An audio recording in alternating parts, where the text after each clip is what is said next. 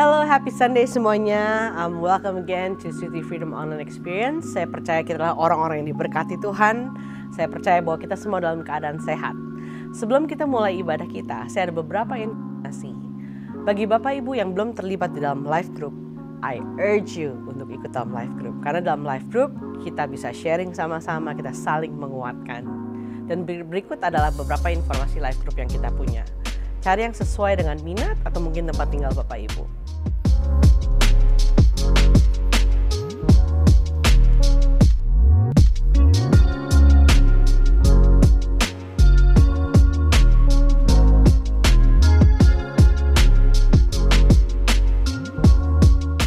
Lalu yang kedua adalah home base. Home base adalah sama, dia adalah life group tapi biasanya isi anak-anak next gen ya. Jadi yang muda-muda ada di situ. Ada beberapa, silahkan dilihat range umurnya. Mungkin ada yang artpreneur juga yang isinya kebanyakan adalah pekerja seni. Dan juga ada young trainers yang adalah pengusaha-pengusaha muda, eksekutif muda gitu ya, profesional muda. Silahkan Bapak Ibu temukan home base mana juga yang cocok.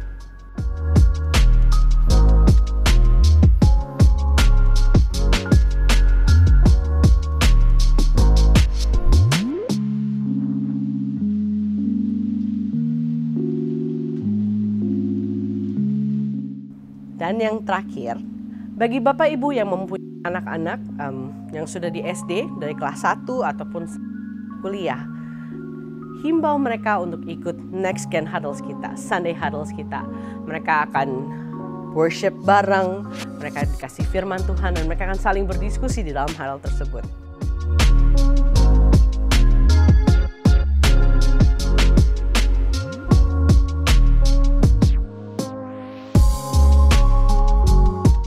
Oke, so mari kita siapkan hati kita, cari tempat yang paling nyaman di rumah untuk kita boleh memuji Tuhan sama-sama. Let's worship. Hai semuanya, happy Sunday. Welcome back to C3 Freedom Online Experience. Sebelum kita mulai, saya akan membacakan satu ayat di Yeremia 17 ayat 7. Tapi orang yang berharap kepadaku akan kuberkati selalu. Ia bagaikan pohon di tepi sungai yang mengalir, akarnya merambat sampai ke air. Ia tak takut musim kemarau, daun-daunnya selalu hijau. Sekalipun negeri dilanda kekeringan, ia tak gelisah sebab ia selalu menghasilkan buah. Terima kasih Tuhan untuk hari Minggu yang indah. Engkaulah harapan kami, Engkaulah sumber kekuatan kami. Let's worship.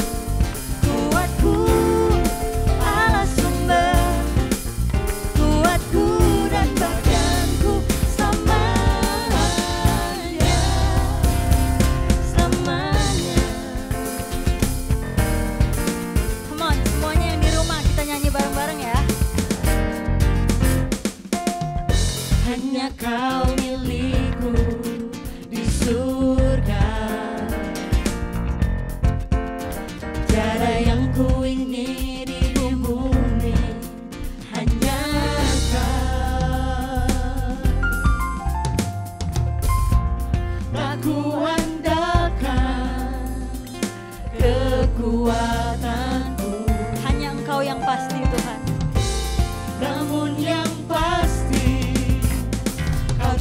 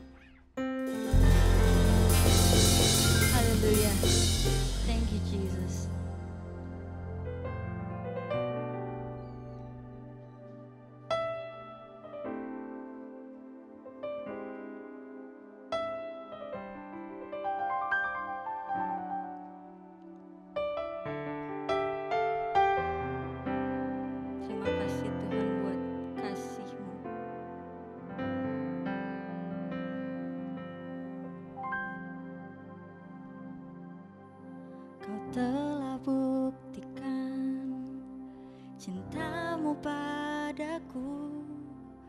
Kau membayarku dengan hidupmu. Ku bersyukur yang ada padaku.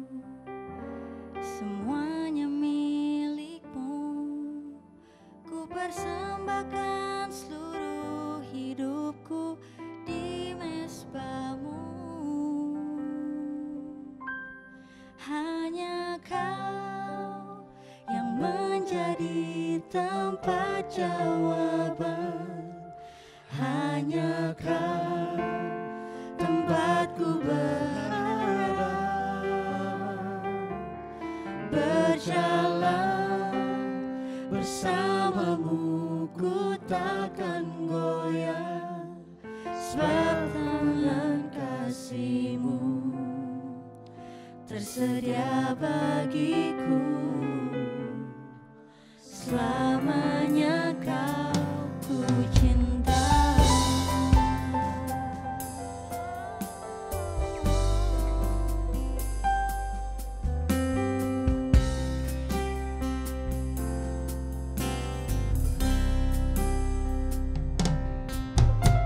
Kau telah buktikan cintamu padaku.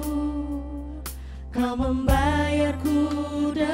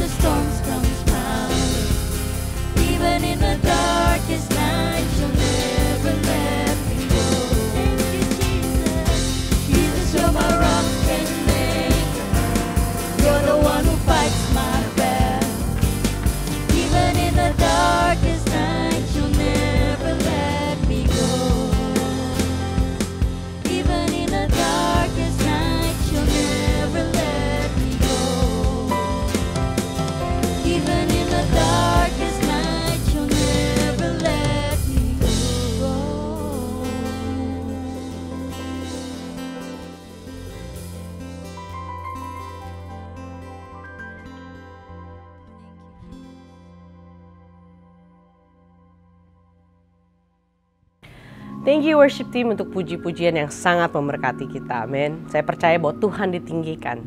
Sekarang tiba waktunya untuk kita memberikan persembahan. Waktu kita memberikan persembahan, saya teringat akan ayat ini di 2 Corinthians 6 verse 10. Mungkin keadaan pandemi ini membuat kita merasa kurang, merasa kalau bahasa gaulnya kesian deh loh gitu ya. Cuman dikatakan begini bahwa we are poor, but we give spiritual riches to others. We owe nothing, yet we have everything. Jadi di ayat ini saya percaya bahwa Kristus itu cukup buat setiap kita. Meskipun mungkin keadaan kurang baik, gitu, kesian gitu mungkin ya. Tapi Tuhan cukup buat setiap kita. Mari kita semua menjadi spiritual contributors di dalam kehidupan kita. Bagi gereja kita, bagi komunitas kita, bagi keluarga kita, bagi teman-teman kita. Okay, so let's give.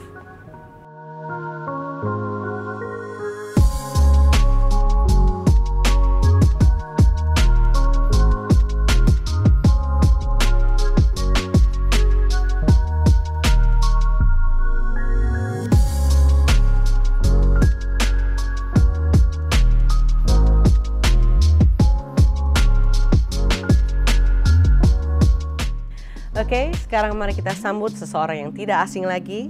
Buat setiap kita, dia adalah tim daripada worship kita. Mari kita sambut Brother Barry Likumahua. Dia akan menyampaikan firman Tuhan yang pasti akan memberkati Bapak Ibu Saudara. Shalom City Freedom, selamat hari Minggu. Jumpa lagi kita di hari Minggu ini, 24 Januari. Sebuah kehormatan buat saya pribadi, dapat kesempatan untuk share pada hari ini.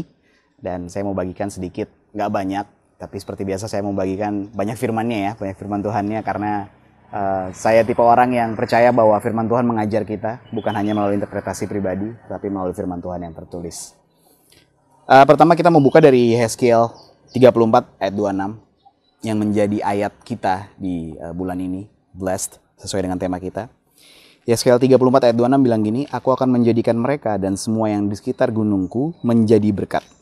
Aku akan menurunkan hujan pada waktunya. Itu adalah hujan yang membawa berkat." Nah, sesuai dengan tema kita, bicara tentang blessed. Kita percaya bahwa kita adalah orang-orang diberkati. Dan berkat itu sayangnya kita sebagai manusia kadang mengasosiasikan berkat langsung dengan finansial biasanya. Oh, berkat, berarti kalau kita dapat berkat banyak, berarti finansialnya lagi aman. Padahal kalau kita bicara berkat, banyak hal lain yang bisa menjadi faktor dari berkat itu sendiri. Dan kalau kita membuka mata, sebenarnya hidup kita diberkati setiap hari. Waktu kita bisa menghirup udara segar, kita bisa bernafas, kita bisa bangun pagi hari, kita bisa punya keluarga, kita bisa punya tempat tinggal. Itu adalah berkat yang tanpa sadar suka kita lewatkan. Karena fokus kita adalah ke hal-hal yang sifatnya lahiriah, hal-hal yang sifatnya memenuhi keinginan daging mungkin ya. Tapi sebelum itu kita lanjut dulu. Saya mau baca di Mazmur 24 ayat 3-5. Mazmur 24 ayat 3-5 bilang gini. "Siapakah yang boleh naik ke atas gunung Tuhan? Siapakah yang boleh berdiri di tempatnya yang kudus? Orang yang bersih tangannya dan murni hatinya, yang tidak menyerahkan dirinya kepada penipuan dan yang tidak bersumpah palsu." Ayat 5 bilang, "Dialah yang akan menerima berkat dari Tuhan dan keadilan dari Allah yang menyelamatkan dia." Nah, satu hal yang saya selalu notice adalah sering sekali di perjanjian lama terutama ketika berbicara tentang Tuhan pasti selalu refer dengan kata-kata gunung. Seperti tadi kita baca di ayat pertama di Yeskiel bilang, semua yang di sekitar gunungku menjadi berkat, gunung Tuhan. Nah, kenapa gunung? Karena pada masa itu memang gunung adalah sebuah perlambang kedekatan kita dengan Tuhan. Contohnya waktu Musa menerima dua loh batu, ketika dia menerima panggilan dari Tuhan, dia selalu berada di gunung. Gunung Sinai, gunung Horeb. Dan gunung itu menjadi perlambang hubungan kita yang dekat dengan Tuhan. Demikian halnya juga tadi seperti tertulis di Mazmur. Waktu Daud bilang, "Siapakah yang boleh berdiri di tempatnya yang kudus?" Maksudnya gunung. Siapakah yang boleh naik ke atas gunung Tuhan? Nah, gunung ini sebagai perlambang hubungan kita yang dekat dengan Tuhan. Atau kehidupan religius kita lah. Kehidupan religius kita yang dekat dengan Tuhan biasanya diwakilkan dengan kata-kata gunung. Nah, satu hal yang saya sadari adalah memang orang Israel sering sekali menggambarkan gunung seperti yang tadi saya bilang. Mereka menggambarkannya sebagai sesuatu yang mendekatkan mereka dengan Tuhan. Tapi beda ceritanya waktu kita kedatangan Tuhan Yesus. Tuhan Yesus pernah bilang, bahkan nanti kita akan baca juga ayatnya di Yohanes. Dia bilang bahwa akan ada masanya kamu tidak akan lagi menyembah di gunung. Dalam artian apa? Karena kita sudah punya Tuhan di dalam hati kita. Kita nggak lagi perlu datang ke gunung karena Tuhan ada sama kita setiap hari. Nah, Tadi yang saya suka di kata-kata di Mazmur 24 di ayat 5, dibilang dialah yang akan menerima berkat dari Tuhan dan keadilan dari Allah yang menyelamatkan dia. Maksudnya kalau kita refer ke ayat 4 adalah orang yang bersih tangannya dan murni hatinya. Satu hal yang kita sadari adalah ini bukan hasil usaha kita. Hati kita yang bersih, tangan kita yang bersih dan hati kita yang murni itu bukan hasil usaha kita sendiri. Tapi itu adalah apa yang Tuhan sudah buat melalui karya keselamatan di kayu salib. Waktu dia melakukan karya keselamatan di kayu salib, kita secara otomatis yang percaya kepada Yesus menerima hati yang bersih, hati yang murni, dan tangan yang bersih. Kekudusan yang dicapai bukan atas hasil usaha sendiri, tapi semata-mata karena kasih karunia Tuhan. Nah, sebelum saya jauh lebih lanjut lagi, saya mau baca dari Imamat 7. Imamat 7 ayat 36 bilang gini. Imamat 7 ayat 36 sampai 38. 36 bilang gini, itulah yang harus diserahkan menurut perintah Tuhan dari pihak Israel kepadanya. Mereka pada hari itu diurapinya. Itulah suatu ketetapan untuk selama-lamanya bagi mereka turun-temurun. Itulah hukum tentang korban bakaran, korban sajian, korban penghapus dosa, korban penebus salah, persembahan pentahbisan, dan korban keselamatan. Yang diperintahkan Tuhan kepada Musa di atas gunung Sinai pada hari Tuhan memerintahkan kepada orang Israel mempersembahkan persembahan mereka kepada Tuhan di padang gurun Sinai. Nah, gunung itu sekali lagi menjadi simbolisasi penyembahan. Waktu kita mau menyembah Tuhan, dapat perintahnya ternyata dari atas gunung Sinai. Ketika mendapat tentang cara membuat korban hukum sajian lah, korban hukum penghapus dosa, korban penebus salah, pentahbisan segala macam, dapatnya dari gunung Sinai. Musa menerima ini di gunung Sinai dari Tuhan. Nah, bahkan pada masa Tuhan Yesus, gunung itu juga bisa menjadi simbolisasi agamawi. Ya, kita bisa lihat kalau kita baca dari perikop-perikop di Perjanjian Baru, terutama Matius, Markus, Lukas, Yohanes di keempat Injil, Tuhan Yesus selalu berhadapan dengan orang-orang Farisi dan orang Saduki yang merasa bahwa kehidupan agamawi mereka melebihi orang lain, dan di satu sisi mereka merasa mereka berhak menghakimi orang lain. Itulah salah satu hal yang Tuhan Yesus paling gak suka, karena akhirnya kegiatan agama itu menjadi sesuatu kesombongan. Makanya di Roma 3:23 dibilang bahwa keselamatan itu hasil kasih karunia Allah, bukan karena usaha kita sendiri. Semua orang berbuat dosa dan gak ada satupun yang mampu menyelamatkan dirinya sendiri. Itu sebabnya kita butuh Yesus dalam kehidupan kita, karena Yesuslah keselamatan kita, Yesuslah gunung batu kita yang sesungguhnya. Sekarang saya mau lompat kita ke Yohanes 4. Yohanes 4 di Perjanjian Baru. Ini cerita waktu Tuhan Yesus bertemu dengan perempuan Samaria. Di Yohanes 4 ayat 19 dibilang gini. Kata perempuan itu kepadanya, Tuhan nyata sekarang padaku bahwa engkau seorang nabi. Si perempuan Samaria ini mengakui bahwa Yesus adalah nabi. Nabi dulu ya. Lalu ayat 20 dia bilang gini. Nenek moyang kami menyembah di atas gunung ini. Tetapi kamu katakan bahwa Yerusalemlah tempat orang menyembah. Kata Yesus kepadanya, percayalah kepadaku hai perempuan, saatnya akan tiba bahwa kamu akan menyembah Bapa bukan di gunung ini dan juga bukan di Yerusalem. Kamu menyembah apa yang tidak kamu kenal, kami menyembah apa yang kami kenal, sebab keselamatan datang dari bangsa Yahudi. Tetapi saatnya akan datang dan sudah tiba sekarang bahwa penyembah-penyembah benar akan menyembah Bapa dalam roh dan kebenaran, sebab Bapa menghendaki penyembah-penyembah demikian. Nah, hubungan kita dengan Tuhan sekarang sudah melampaui batas-batas agamawi. Karena Yesus bukan lagi, karena gini, semenjak ada Yesus, dia menjadi perantara kita. Kita nggak butuh lagi harus naik ke gunung untuk menyembah Tuhan. Kita nggak butuh harus bawa persembahan bakaran. Kenapa? Karena semua karya keselamatan yang Tuhan Yesus sudah lakukan menjadi kasih karunia buat kita. Kasih karunia itu membuat kita layak untuk bertemu dengan Tuhan kapan aja.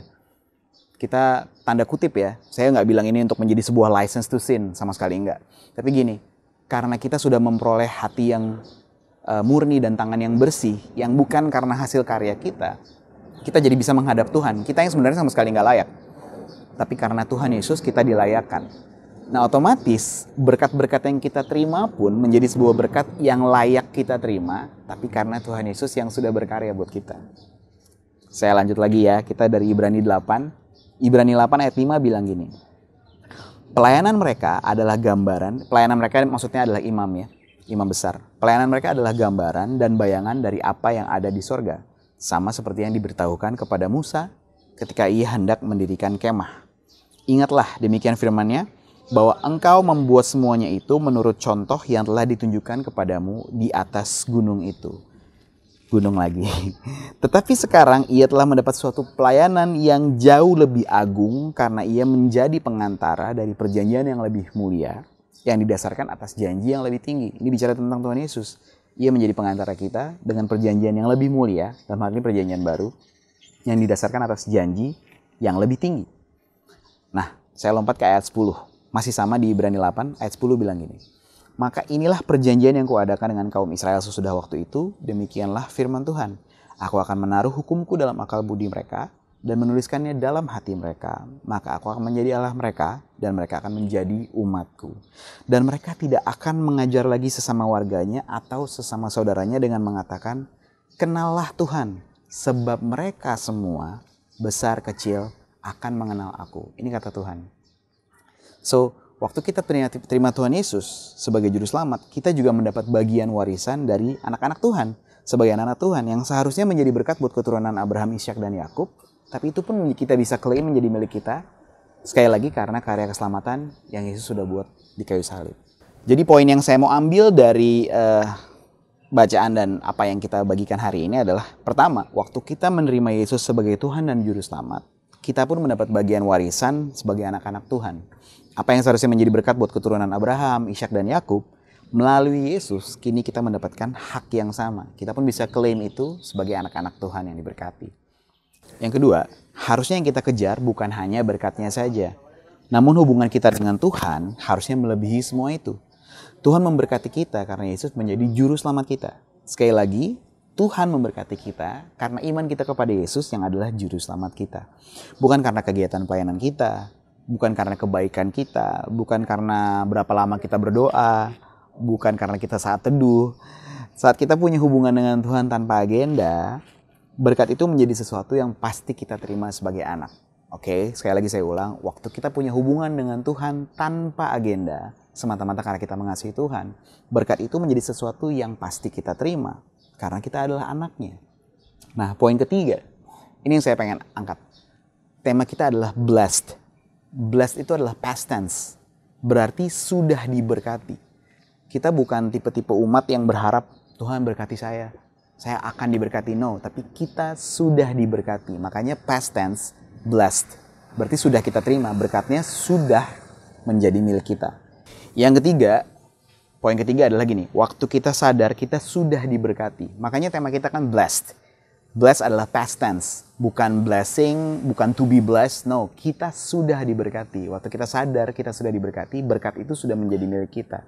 Nah, waktu kita sadar kita sudah diberkati berlimpah-limpah, kita pun harusnya bisa memberi dalam kelimpahan. Sehingga cukup bagi diri sendiri, tapi berlimpah bagi orang lain. Itulah sesuatu yang harusnya menjadi sesuatu yang kita tanamkan selalu, bahwa kita adalah orang-orang yang blessed. Kita bukan umat-umat yang mengharapkan berkat, kita nggak minta-minta berkat. Karena berkat itu sudah menjadi sesuatu yang merupakan milik kita melalui karya keselamatan Tuhan Yesus yang sudah dilakukan di kayu salib. Oke, saya akan tutup dengan satu ayat. Ayat terakhir yang saya pakai, ini adalah salah satu ayat, karena saya dulu besar di gereja Presbyterian. Ini biasa kita pakai untuk pulang doa berkat. Tapi ayat ini buat saya sesuatu yang powerful banget. Diambil dari Bilangan 6 ayat 24 sampai 26. Bilangan 24 bilang gini. Bilangan 6 ayat 24 bilang gini. Tuhan memberkati engkau dan melindungi engkau. Ayat 25. Tuhan menyinari engkau dengan wajahnya dan memberi engkau kasih karunia. Ayat 26. Tuhan menghadapkan wajahnya kepadamu dan memberi engkau damai sejahtera. Buat saya ayat ini sangat powerful. Bilangan 6, 24, 25, 26. Tuhan memberkati kita dan Tuhan melindungi kita. Saya sering banget menggunakan ayat-ayat seperti ini dan saya ganti dengan nama saya. Tuhan memberkati Berry dan melindungi Berry. Tuhan menyinari Berry dengan wajahnya dan memberi Berry kasih karunia. Tuhan menghadapkan wajahnya kepada Berry dan memberi Berry damai sejahtera. Jadi buat saya gini, Tuhan yang punya alam semesta, yang menciptakan semuanya ini, mau ambil waktu buat menghadapkan wajahnya kepada saya. Dan itu sudah lebih dari cukup untuk membuat saya menyadari bahwa saya diberkati. Dan bahwa saya sudah memiliki damai sejahtera dan sukacita karena kasih karunia yang dilimpahkannya buat kehidupan saya. Itu aja dari saya. Tuhan Yesus memberkati kita semua. Freedom Generation, Generation City Freedom. Apapun yang kita lakukan, sadarilah bahwa kita adalah orang-orang yang sudah diberkati. Mari saya tutup dengan doa. Tuhan, terima kasih buat kebenaran yang kau bagikan buat kami hari ini. Kami yakin dan percaya bahwa kami adalah orang yang diberkati. Kami yakin dan percaya bahwa kami sudah diberkati karena karya keselamatan-Mu yang kau lakukan di kayu salib. Terima kasih Tuhan Yesus untuk berkat yang kami sudah terima. Kami mengucap syukur dan kami sadar respon kami adalah ucapan syukur. Dan ketika kami menghidupi kehidupan kami sebaik-baiknya menjalani kebenaran yang daripada-Mu. Terima kasih Tuhan, Hamba lepaskan berkat buat semua yang menonton tayangan ini. Biar mereka diberkati, mereka sudah diberkati dan mereka menjadi berkat dan menjadi dampak dimanapun mereka berada. Di dalam nama Yesus kami berdoa dan mengucap syukur. Amin. Tuhan Yesus memberkati, selamat hari Minggu.